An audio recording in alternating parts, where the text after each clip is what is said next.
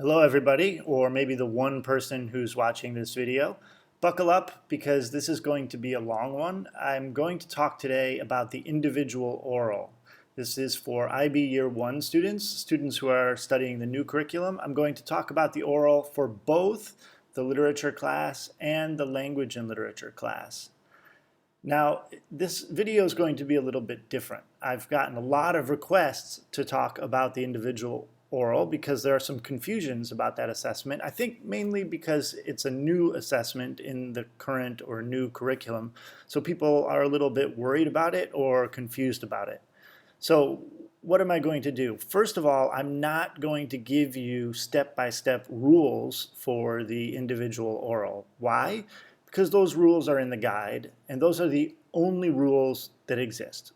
Whatever the guide says is what goes for the individual oral. There may be different strange ways of interpreting those rules or questions and concerns people have, but the rules are the rules, and the rules are in the guide. Also, what your teacher says about the individual oral is what goes. This is an internal assessment. It is marked by your teacher, and then moderation will happen after that when samples are sent in. So it's really important that you listen to your teacher, and your teacher has the rules. But there are a lot of questions and concerns, so what I want to do is try to give you some background information, try to give you some insight into what's happening in the oral or why the oral even exists or why the assessment looks the way it does. And it might sort of give you some clues as how you might want to approach it. Also, I'll give some clarifications on things that people might be worried about with the oral, and I'll kind of give you an example. So I'm going to use some books that I've read before, and I'm just going to do kind of a fake oral off the top of my head using an example to give you a sense of maybe what the oral would feel like. I think people are worried because it's 10 minutes long, but it seems like you have so much to do. You have a global issue and a work, two works, and you have passages with you, and you have to talk about literary features. You have to talk about so much, and it's worrying because you only have 10 minutes to do it. You have this passage in front of you and bullet points. So let me just walk you through it a little bit, give you some background information, and maybe it'll make you feel a little bit better about the individual oral. First of all, I'm going to tell you some things that the individual oral is not. And these two things are very important. They're in the guide, but I don't think maybe they're stressed in a way that people can see them and recognize them. First of all, this is not a commentary. So you're bringing a passage into your oral, but your job is not to just talk about that passage and to spend your time going over the passage and pointing to all sorts of features in the passage and going on about it and really giving me a full understanding of this passage. It's not like the old individual oral commentary. It's not like a commentary on an exam, paper one. It's not spending all of your time on this passage. So that's something that people can go wrong. That passage is support for your argument. That passage is an important part of the oral. I'll get into that later. But you're not just doing a commentary on a passage. The second thing is this is not just an oral about a global issue. So let's pretend you pick something to do with the environment and the deterioration of the environment, and you have some works that deal with that. You're not coming into the oral and spending a lot of time saying, this is why the environment is important, and this is how the environmental movement has been going recently, and let me tell you about Greta, and also the environmental issue is this, and this, and this. And you go on, and you're really just talking about your global issue, and you're kind of ignoring those works you studied. That's not what this oral is. So it's not a commentary, and it's not a chance to just talk about a global issue. So what is it? It's an opportunity to talk about works you've studied through the lens of a global issue, or to address the way the works you have studied, an aspect of the works you have studied. and that aspect is the global issue.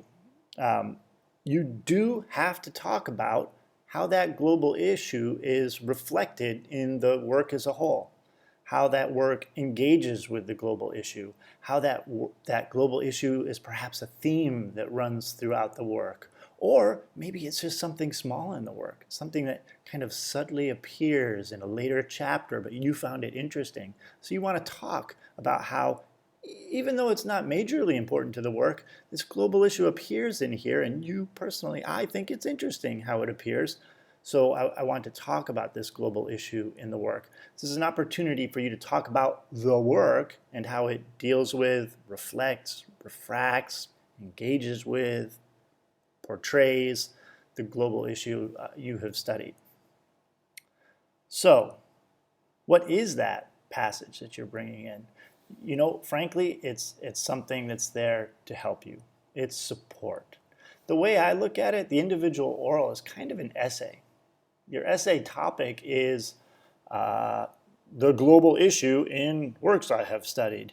And now what you're doing is telling us about the works you've studied, how they deal with, reflect, refract, show, demonstrate a global issue.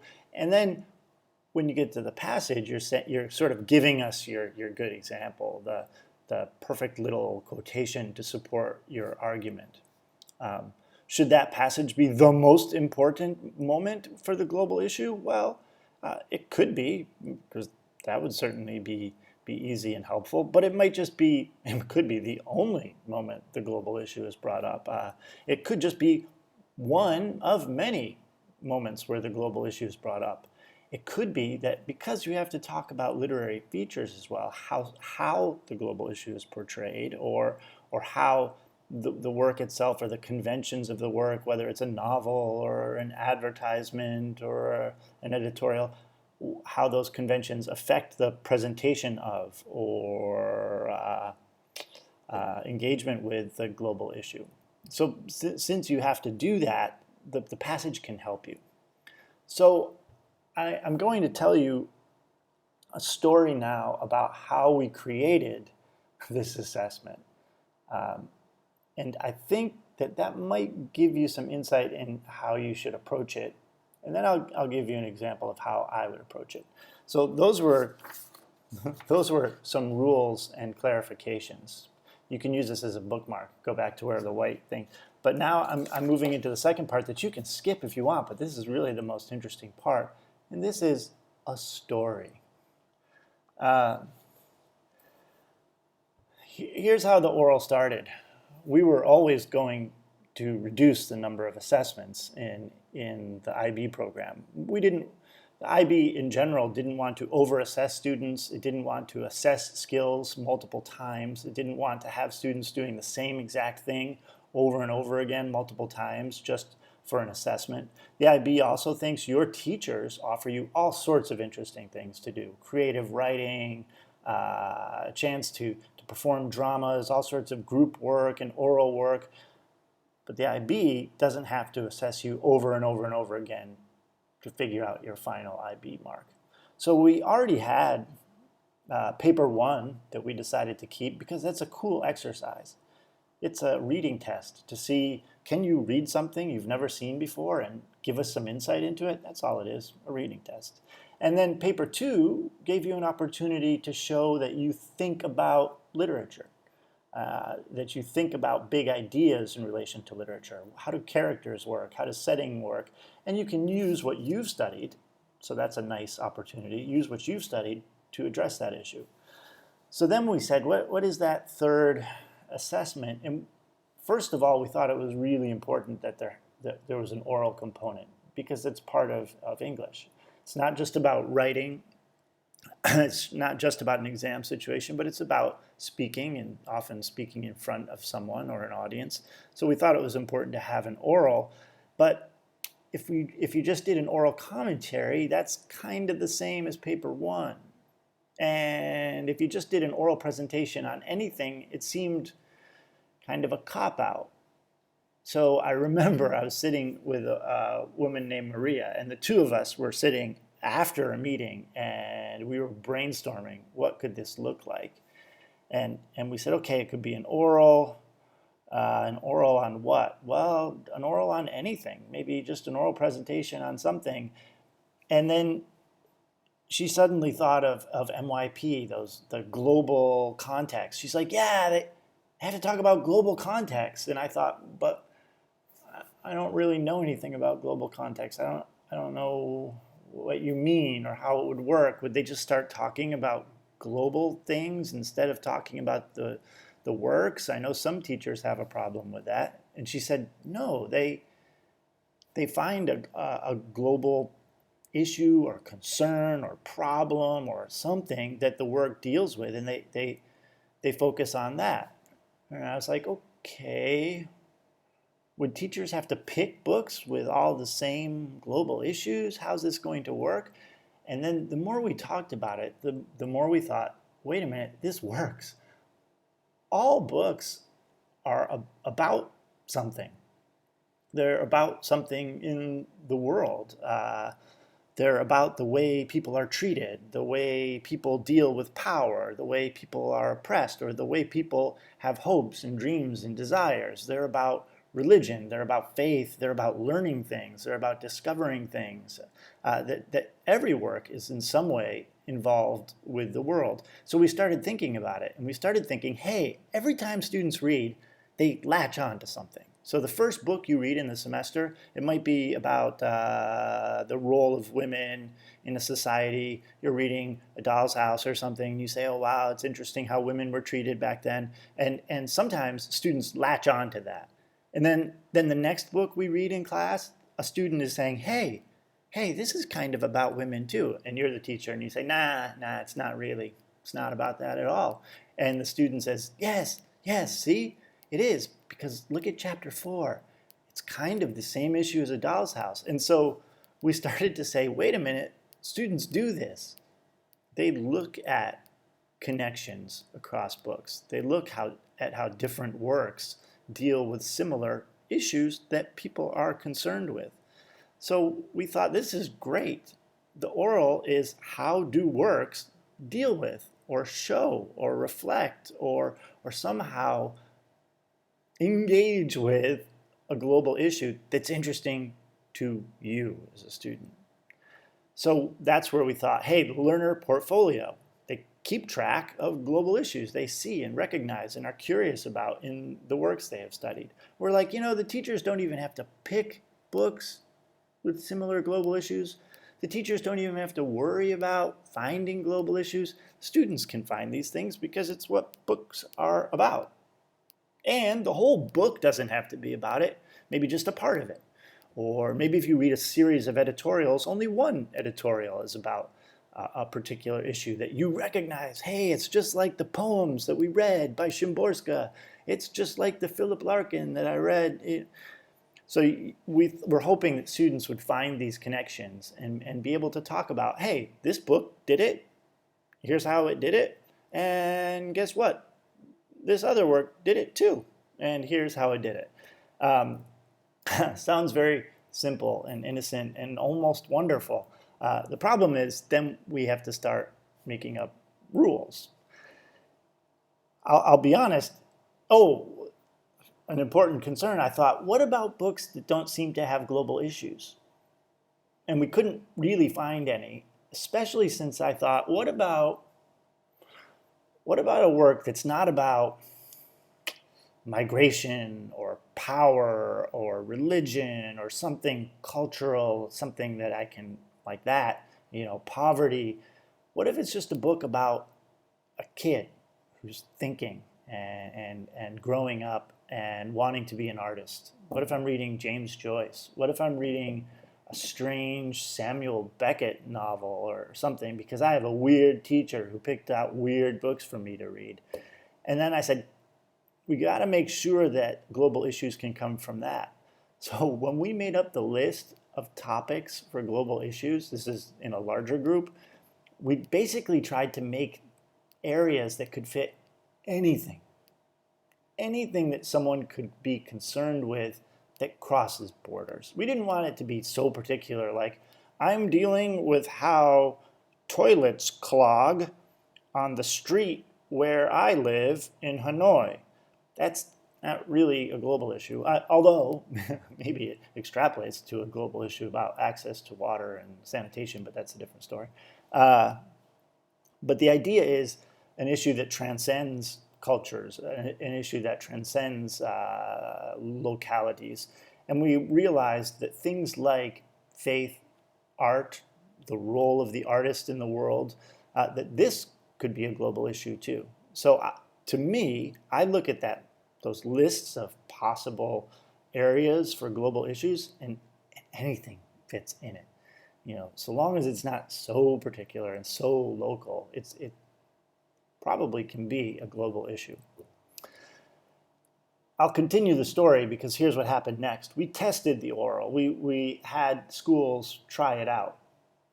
So these students hadn't studied this curriculum, but we told them what the oral would be, what it would be like. So they created samples of them and they sent them back to IB. We listened to them and we graded them with the new criteria. The new criteria weren't finished, and they were good.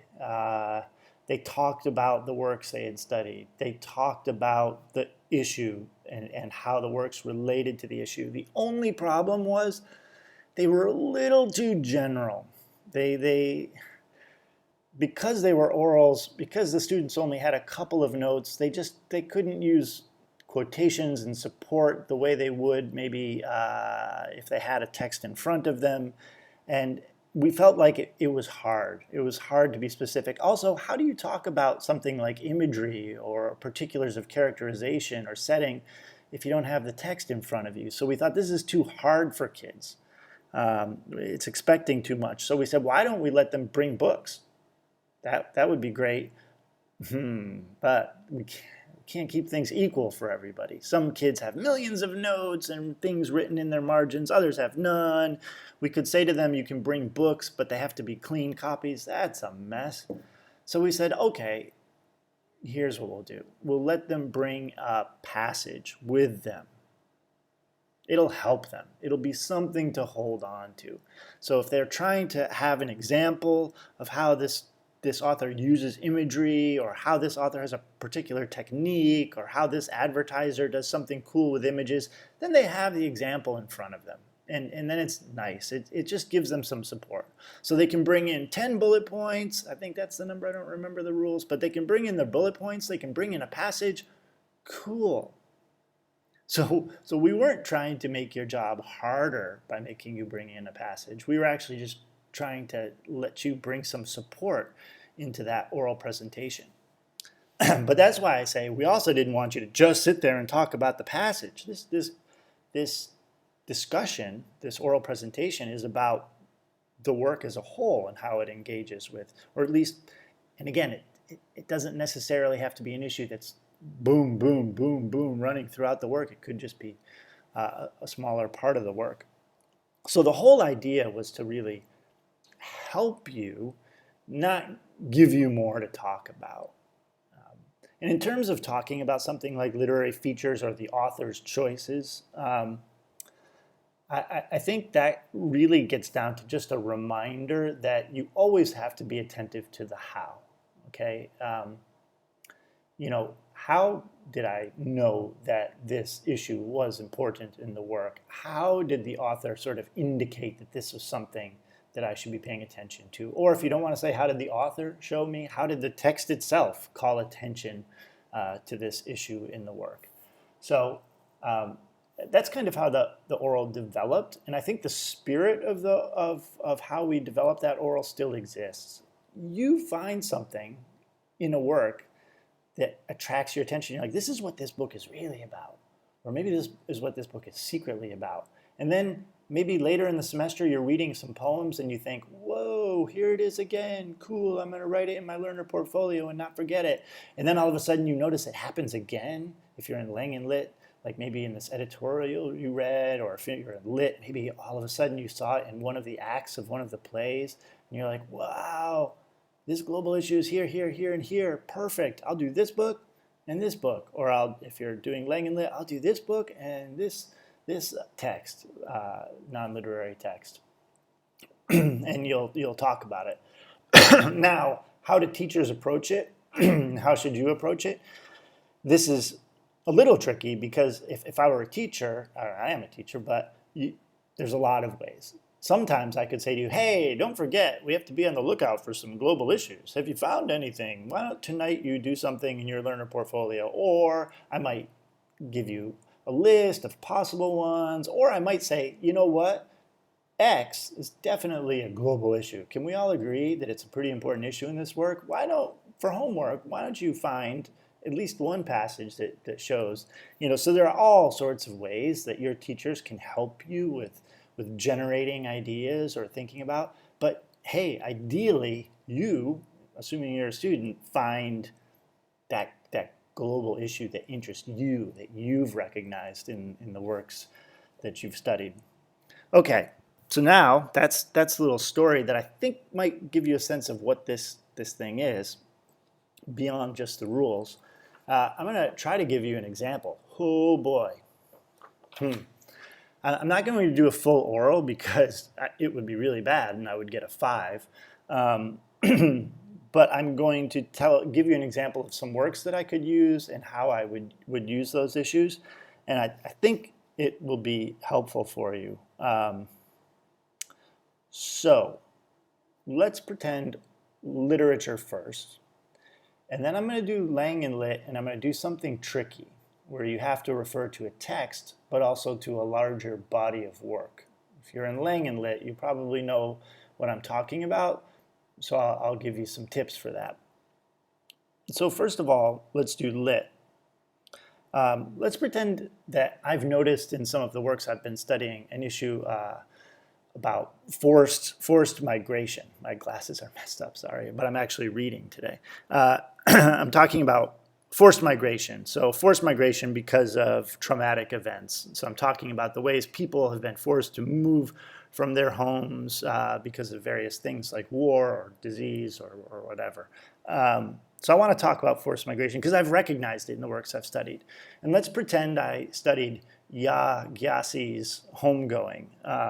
I should write that down, but she's not on the book list, but it's a book originally written in English, Homegoing by Ya Gyasi. I wrote that down for you, Homegoing. It's a great book. But this is clearly about, even worse than forced migration, it's about slavery and the lingering effects of slavery on the culture in Africa, but also the culture in North America. And really the entire book engages with the idea of diaspora and being forced to go someplace, being forced into slavery, being forced to participate in the slave trade, all sorts of things. And really that whole work deals with this global issue. But then maybe let's pretend I read a couple of works in translation because I have to do a work in translation. And I noticed it in a Szymborska poem, and a Szymborska poem about maybe after World War II, and I'm like, oh, I could talk about this poem, and then talk about the other Szymborska poems. Or I'm reading Taib Saleh's Season of the Migration to the North, in which characters, they're dealing with colonialism in Sudan, and then one character ends up studying in the UK. It's not the same, this is important, it's not the same as Ya Gyasi's Homegoing, but these issues kind of relate to each other and deal with displaced people and migration and things that are out of our control. So then I have to choose. Let me give you an example from Homegoing first, because I think this is the easy example, and then I'll give you two different tricky examples with the work in translation. So bear with me. I know this is long, but it's kind of an example. So what do? It doesn't have to be comparative. It doesn't call for that in the criteria. I think it's natural to sort of compare. My language just comes out comparative, but it's not required. You could just talk, this is my global issue, blah, blah, blah. Work 1. Now I'm talking about work 2. I'm making no connections between the two. I will probably make connections between the two just because it's natural. They're two different works about the same kind of topic, so that's what I would do. So let's say I come into my oral and I've got a passage from Homegoing. I can pretend that this last passage there is let's say it's the end of the novel. Let's pretend it's 40 lines. I don't know. Why did we pick 40 lines? Because it just seems like kind of a little under a page. It seems like a manageable amount. 40 lines just seem to make sense. What's 40 lines in a graphic novel? I don't know. Page and a half, bunch of frames that seem reasonable, like not too little, not too much. That's kind of what 40 lines means. Anyway, I would go in, and you have to have a beginning and a middle and an end to everything you do, right? So my introduction would really simply be telling what my global issue is, and then probably doing a really quick mention of the two works that I'm going to deal with. You could do it different ways. You could talk about the global issue, and here's the first work I'm going to talk about, and then later you can start talking about the second. But I would go in and say, something like, for my individual oral today, I'm going to be talking about the issue of forced migration, and in particular, the way that people are forced to leave their homes because of traumatic events that happen in their homeland. And they leave their home, forced to leave their home, and it ends up having lingering effects, not only on them, but perhaps on the cultures as a whole. And the two works I'll be using to deal with this are Yagassi's Homegoing, a novel written in blah, blah, blah, about blah, blah, blah, and slavery, and also a single poem by Wisława Szymborska called XYZ. I'm going to make this up as I go along. So the first part of my oral, now I've got about, 9 minutes left. Best bet is to kind of split it up. So I want to talk for about, 4.5 minutes about Yagassi's Homegoing, and I want to talk for about 4.5 minutes about the Szymborska poem. How much time am I going to spend on the passage as opposed to the work as a whole? There's no magic number, but I would say you're basically 50-50. Okay, you're going to talk about how that issue is reflected in or engaged within the text in the work that you've studied, but then you're going to want to spend some time, because you brought it, should use it, and it's in the criteria, so then you're going to spend some time talking about that. It's not going to be a full commentary, but spend some time talking about that passage, because that's that great example you brought in. So deal with it. So if I were doing Yagassi, I would say something like, you could easily argue that Yagassi's work, Homegoing, is quite simply about forced migration. It's about slavery and the slave trade and the repercussions of the slave trade. And in that way, the global issue that I have chosen is the heart of the entire novel and occupies the entire novel from the beginning to the end. And I was thinking to myself about the title of the novel, Homegoing. Interesting in relation to my chosen global issue, because my global issue is about how we're forced to leave. And the title of this novel seems to imply something about how we go back. So the point I want to make is that this novel deals with not only forced migration and the way that we're forced to leave places, but the way that there are lingering effects from that, and that eventually, finally, we can find some healing in going back, in recovering from this forced migration. So now I'm going to talk a little bit more specifically, blah, blah, blah. And I would say the novel begins with a traumatic event in which blah, blah, blah. Every character in this novel is somehow forced to deal with blah, blah, blah, migration. I'm going to look at my bullet points, and maybe bullet point 1 is the beginning of the novel. Bullet point 2 is another example. Another example would be such and such a character. He plays the role of this in the novel. Gyasi shows how he is this. That is clearly being affected by forced migration. Then I go to my next bullet point. So-and-so is also a good way of showing how forced migration is important in this novel. All of these characters seem to be constantly in movement. Migration is at the center of everything they do. So-and-so moves, so-and-so moves, so-and-so leaves their home, so-and-so leaves their home. This novel is all about uprootedness and being pushed away and losing connections. Even the people who stay in Ghana, is it Ghana? That's terrible that I don't remember, are in some ways migrating from their past and from their culture. So these are my bullet points, and I'm going through them. I'm going through pretty quickly, just talking about the forced migration. And then I say, there's a really interesting symbol in the novel, or let's say it's a symbol, and it's a necklace. It's these stones that characters are given. And I think that that ties together everything in this novel in relation to forced migration. These two, I don't remember exactly, it's been a long time since I read this novel, but these two characters are each given a stone, and then eventually one stone is lost, and the character is sent to North America as a slave on a slave ship, and that stone is lost in the ocean right off the coast. The other stone is kept by this family that remains in Ghana, and in some ways this legacy is retained and held on to. And in a way, if we look at the global issue I have chosen, these stones are kind of a nice symbol of that, of the very global issue, of the way people have been forced apart. So I've brought a passage to my oral that I think really gives a good example of how this is important. And it's the very last passage of the novel. And so this is when I would go into just a reading of, I'm not going to read it out loud, obviously, I don't have time, but I would start to talk about the passage. So hopefully I've done everything I just did in like 2-3 minutes. Now I'm going to talk about this for a couple minutes and say this passage really highlights how this novel engages with global issue. Because the final moment are these two characters coming together with this symbolic stone, and she hands him this stone, unaware of the connection between their two families, and they have come full circle.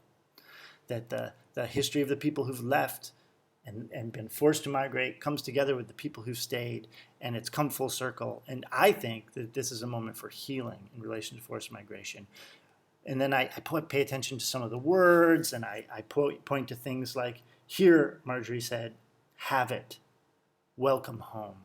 These two-sentence statements, or sorry, two-word statements by this main character, Marjorie, clearly emphasize the way Gyasi is showing us that this is the final moment. This is how forced migration comes to an end, how we begin to heal. And I try to point to some of the ways in which she's doing this and how this sort of passage helps to prove my point. And so I say, so finally, I think Homegoing is ultimately a hopeful novel about forced migration. Now, I said I was going to do Szymborska, but let's pretend I were doing Season of the Migration to the North. If I were doing that, it'd be pretty easy. I just do the same exact thing I did with Homegoing, only I do it with another novel. I think if I were doing it, I would start to talk about some similarities and differences. Why? Just because you're not required to, but it just is easy. And I would want to point out that this is very different. This character in this novel is not forced to migrate. This character chooses to migrate. However, it's because of colonialism. And therefore, in a way, this is a forced migration. And so I would talk about it. I, again, personally would talk about some similarities and differences, but you don't have to. And I would just sort of do the same thing I just did with Homegoing, only do it with the next novel. But what if I did pick this Szymborska? This is trickier, because this is the only Szymborska poem, let's pretend, that is about migration or being forced to leave your home. I'm making this up, so let's pretend it's a poem about destruction after World War II, and the people are outside of their homes and eventually rebuild. So I'd have some work cut out for me, because I would start by saying the poet Wisława Szymborska, the Polish poet Wisława Szymborska, also deals with the issue of forced migration, but in a different way. She's showing the way that people are forced out of their homes because of the destruction of war.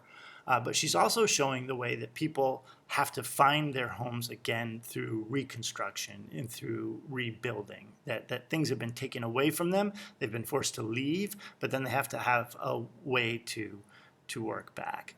But now here's the problem. I have the whole poem in front of me.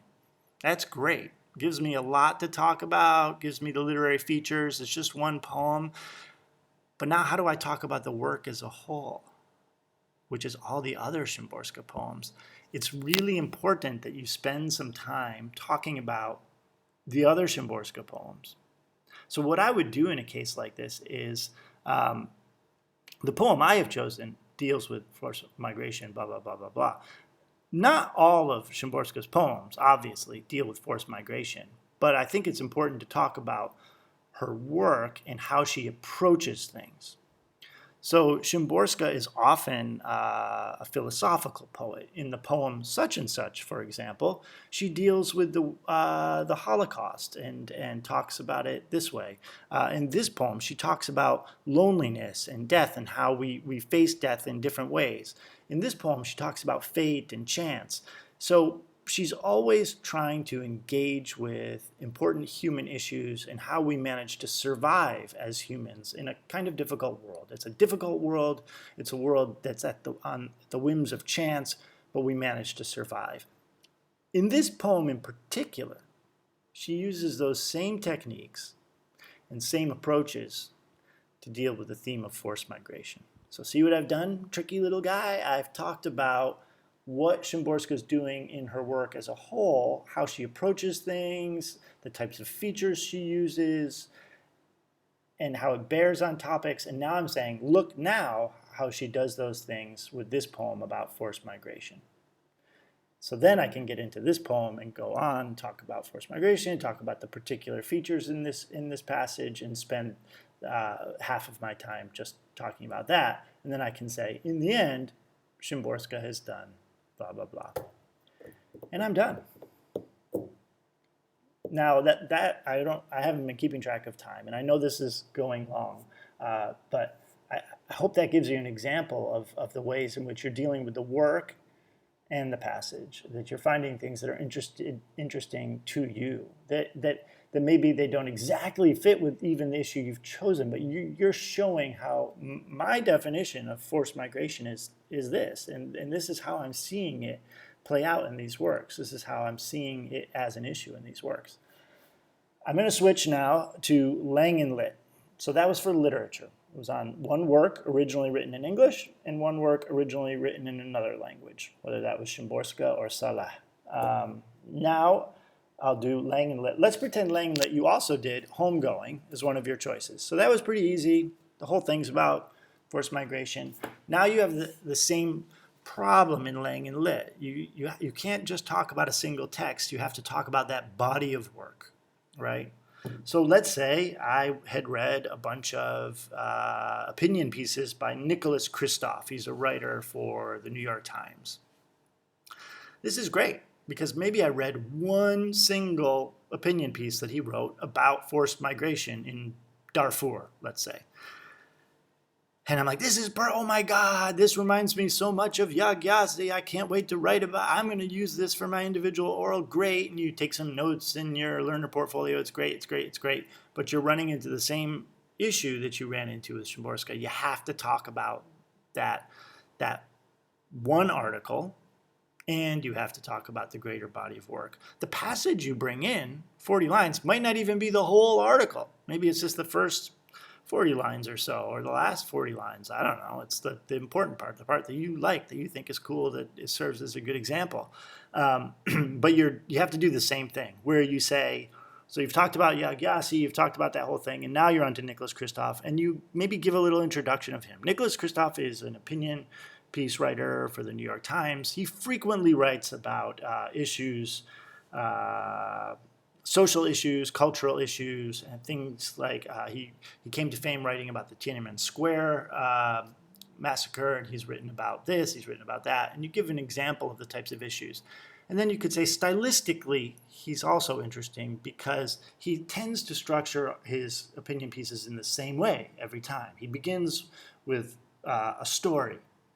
I'm making this up again, by the way. So he begins with a story, and he brings us right into the heart of the problem by telling us a human interest story. He then begins to bring in facts and figures about the issue itself, and in that way calls attention to sort of the history, the science of the issue, and then brings us back to that story, personalizing it again. And so he uses these techniques of opinion pieces in all of his works, whether he's writing about X or Y or Z. And even these issues have some similarities that he's trying to deal with, human issues of a grand scale, of a scale that's cross-cultural or something. And then, you would say, in this particular piece, Christoph engages with the idea, directly with the idea of forced migration by looking at the crisis in Darfur. And then you talk about the article as a whole, you talk about how forced migration comes up in that article and how he approaches it and how it's quite different from, well, you don't even have to say it's different or similar to Gyasi. You're not required to, but you might want to. So then you talk about it, and then you, again, look at the passage you brought in, remembering that this is to help you.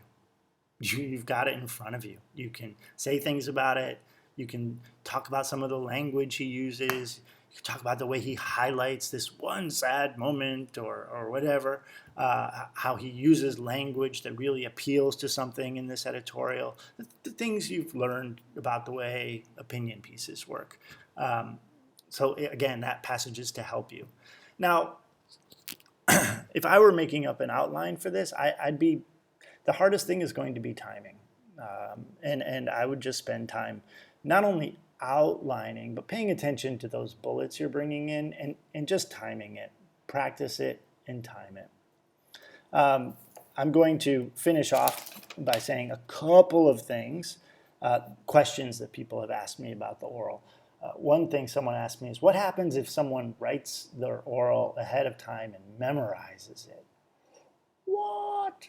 We actually talked about this while we were at curriculum review, and we said, what if they do?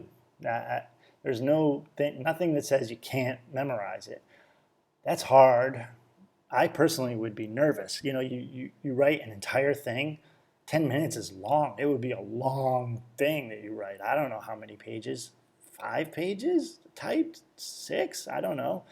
And then you memorize it. And then I'd be worried in the real thing that I'd forget stuff.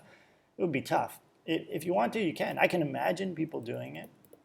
I know people who did it in graduate school when they were going to get their PhDs and they had to do an oral defense and they memorized what they were going to say. So there's nothing wrong with memorization, just like there's nothing wrong with studying. I used to tell my students, the best way to cheat on something, study. There you go. But there's not a rule. But I think practicing is really important so that you can get the timing and get in everything that you want to do. Paying attention to those bullet points that you write and bring in, those can really help you. You're going to be looking down, ticking them off one at a time, going through the bullet points. Choosing a passage carefully is going to be important. What kind of help can you get from your teacher? A lot of help. Okay, they can't edit your final thing. You can't do an exact replica oral of your exact oral beforehand. You know, you can practice half orals, mini orals, orals with different passages if you want. But to me, the most important thing is being engaged throughout your reading over the course of a year and a half maybe, with the issues that come up over and over again and the issues that interest you. If the issue itself interests you and you've recognized it in the works you've studied, you're probably going to have something good to talk about. I hope that example's kind of answered some questions. I think one of the biggest things that people were worried about is how much of this is commentary, how much of this is essay. Again, the key is it's about the works and how they have reflected, dealt with, engaged with, snuck into their selves this issue that crosses borders, that affects people in the world, that people think about in the world.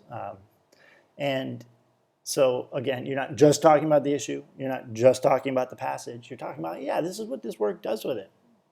It's important in this work. Or sometimes I think the author didn't even mean it to be important.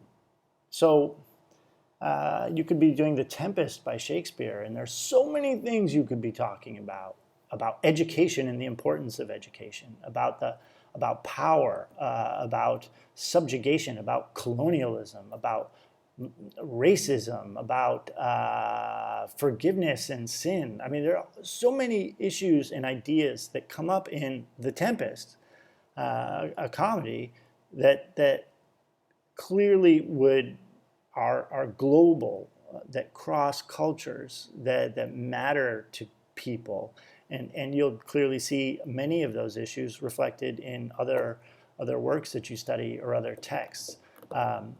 So I think one of the tricky parts is the commentary versus the two problems, the commentary problem or just talking about the issue problem. Another issue is the problem of what do you do when only part of your work deals with that issue. Talk about stylistically the rest of the work. Talk about broadly thematically the rest of the work, whether they're other poems or maybe you're only dealing with one tiny part of a novel that deals with an issue. Racism in The Great Gatsby or something, and you really only want to talk about this one part. It's not a big issue throughout, but you want to talk about this one part or something, or sexuality or something, I don't know. But so you talk about that one part, but then somehow you bring in the whole work. And so, even if you say the whole work itself is clearly not just about this issue. However, the author uses the unreliable narrator to it gives you a chance to show your knowledge and understanding of the work as a whole. If you have questions about the individual oral still, just pop them into the comments at the bottom of this, and I'll see if I can answer them for you. I know that was super long, but this was the easiest way to just talk about it. Hope that helped. If it's too long, if it didn't help, sorry. I hope I didn't waste your time. Thanks.